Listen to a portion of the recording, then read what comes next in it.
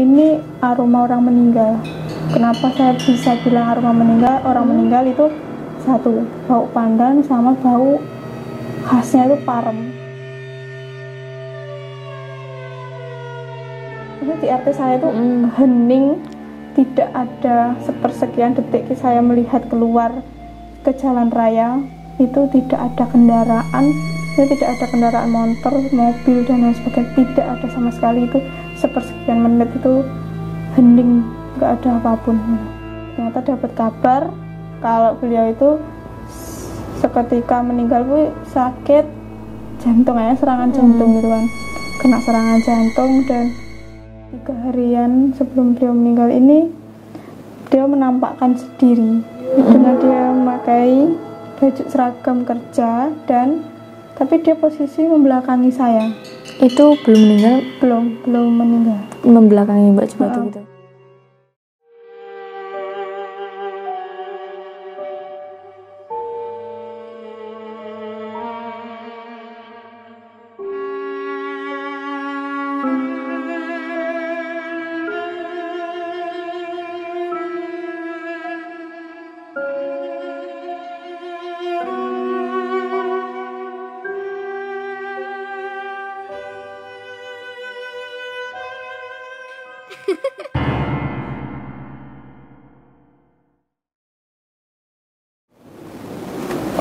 Assalamualaikum warahmatullahi wabarakatuh. Selamat malam sobat Untung Direkam. Kali ini kita sudah kedatangan tamu yang tak asing lagi.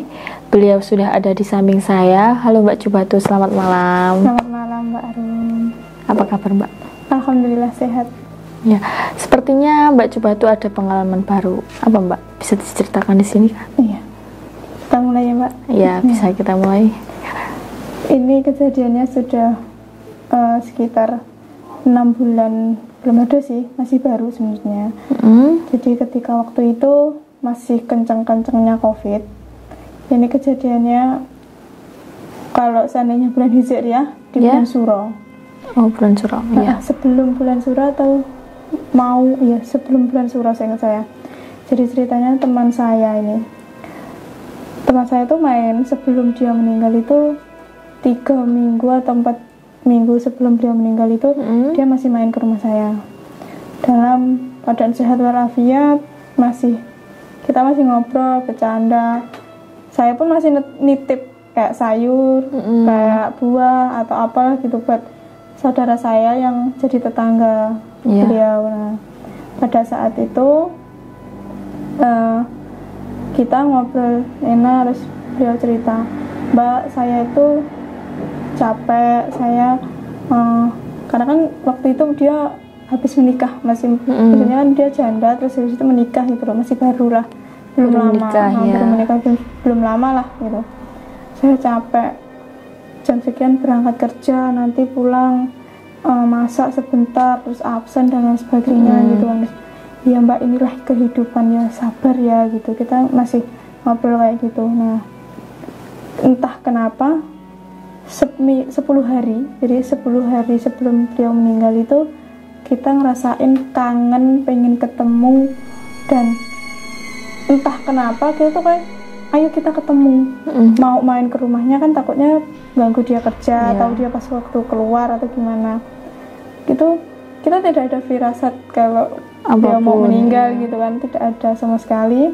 Nah, di 10, 9, 8 itu rasanya masih kangen, cuma kangen gitu, pengen ketemu gitu ya, pengen ketemu saja. Nah, di 7 hari sebelum beliau meninggal, nah itu sudah mulai awalnya mencium bau, maksudnya aroma yang ini aroma orang meninggal.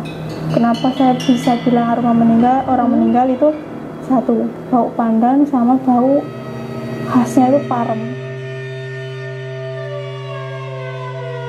Nah, pada 7 hari itu kita tetap masih ngerasa kangen, tapi kok masih mencium bau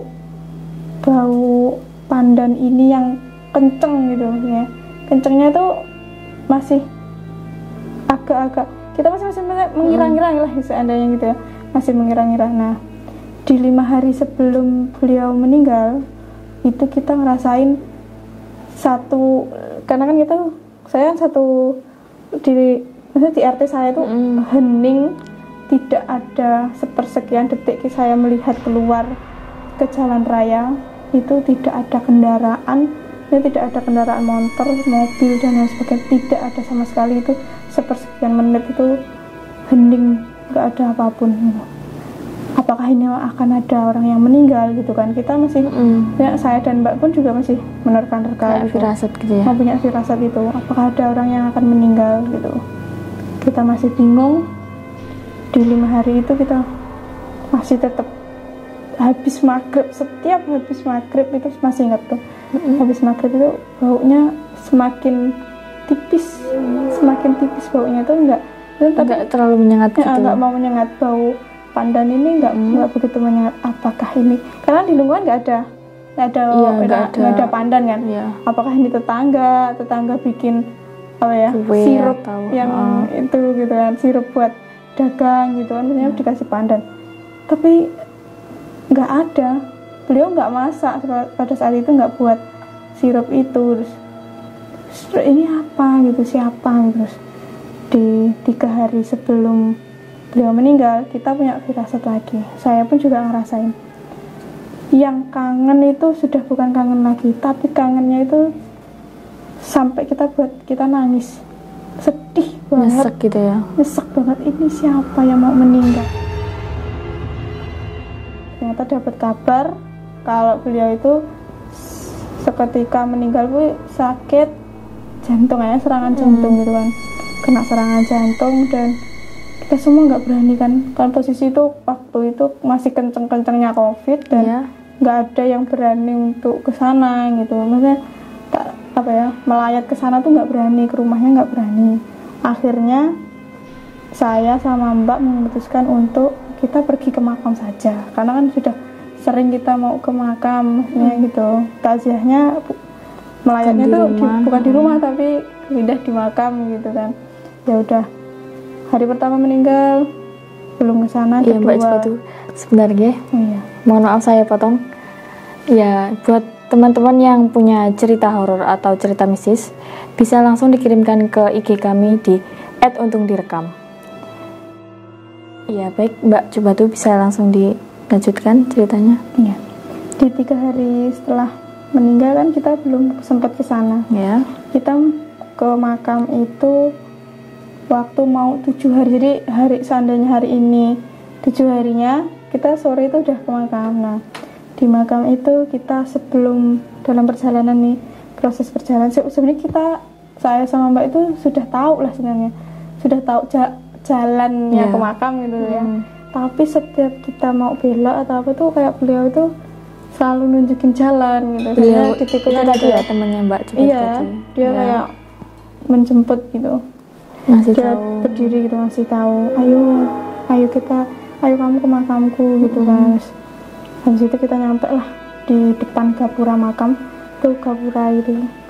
Beliau berdiri di situ. Nah, saya melihatnya berdirinya itu nggak sendiri. Jadi ada beberapa gitu orang pakai baju putih gitu, sama adalah sosok 2 yang legend menurut saya. Ya, beliau adalah orang yang sangat-sangat membantu dalam artian memproses semua yang sampai saya saat ini. Nah, ketika mereka itu sudah berjajar-jajar, nah saya melihat teman saya ini untuk kayak nuntun saya ke makamnya. Tapi saya kan memang tujuan satu, saya pengen ke makam ibu, terus yang kedua pengen ke ziarah ke beliau itu. Nah di situ saya bilang saya mau ke makam ibu dulu, mendoakan ibu, setelah itu nanti saya akan ke sana gitu.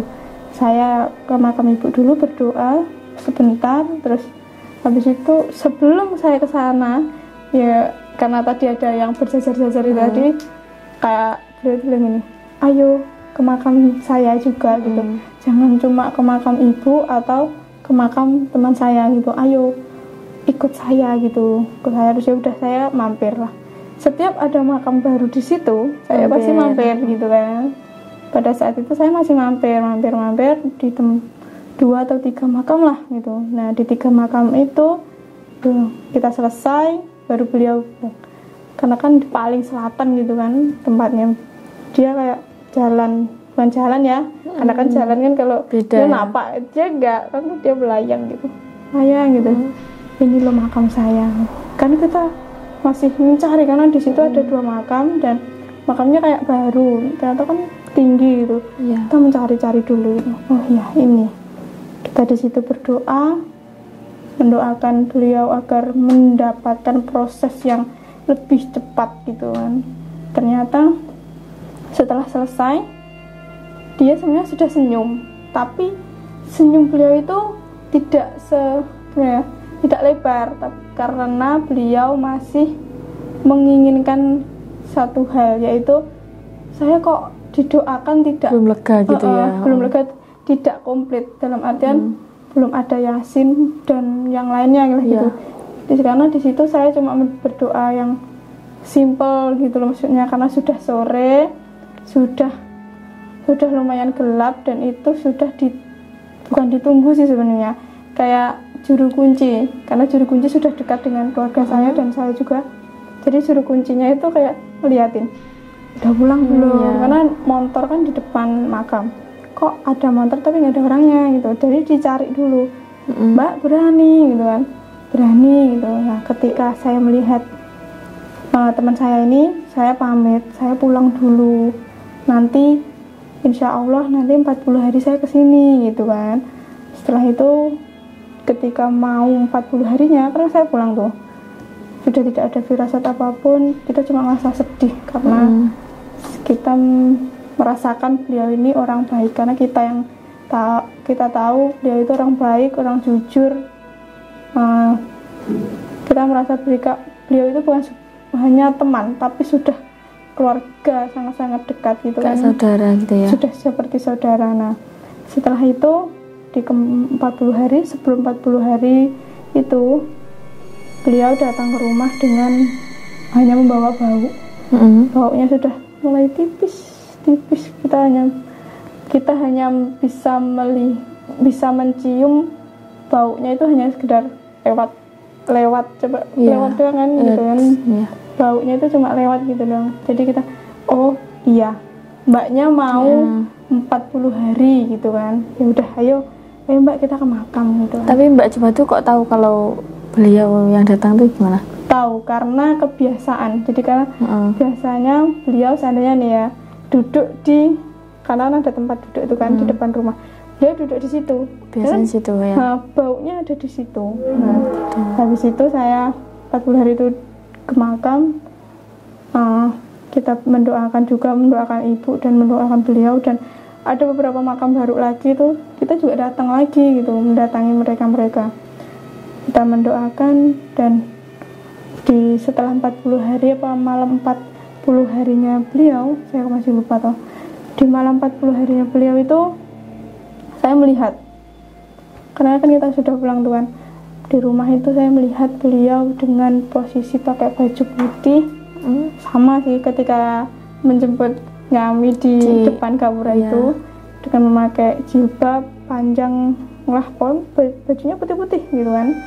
Baju putih itu dia kayak di asap putih dan terang sih, menurut saya itu sebuah cahaya untuk beliau menuju ke tempat yang lebih baik. Nah beliau bilang terima kasih dan mohon maaf saya sudah merepotkan gitu kan. Terus saya merasa tidak direpotkan gitu kan. Terima kasih sudah mau membantu keluarga saya, karena saya juga seperti itu. Habis itu dia masuk, disitulah saya melihat beliau tersenyum lebar dan dia dada gitu sama saya. Saya bersyukur karena dia sudah mendapatkan cahaya dan tempat yang menurut saya sudah yang paling baik lah di antara yang lain. Mbak Coba tuh benar-benar lihat itu pas masuk ke melihat, karena prosesnya itu pertama itu dia cuma jalan, nggak ada asap awalnya, terus dia jalan jauh kayak lihat jalan sendiri gitu juga gitu, jalan jauh, terus dia ada asap keluar, ada asap putih gitu, terus dia masuklah di situ. Beliau jadi asap gitu ya? Nggak asap, dia cuma karena awalnya dia jalan nih, jalan, terus ada asap itu, terus dia masuk di situ. Oh, masuk di asap itu ya. Iya. Masih muda ya, Mbak?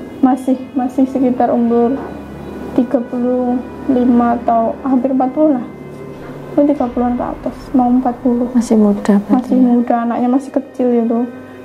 Jadi kita semua juga di situ terkejut karena masih perasaan baru kemarin ketemu kok udah tidak ada itu. Kalau untuk firasat, Mbak, selain firasat bau-bau ada firasat lain nggak? Kalau untuk firasat yang lain ada. Jadi sebelum beliau meninggal di 3 harian sebelum beliau meninggal ini, dia menampakkan sendiri dengan dia memakai baju seragam kerja tapi dia posisi membelakangi saya. Itu belum meninggal?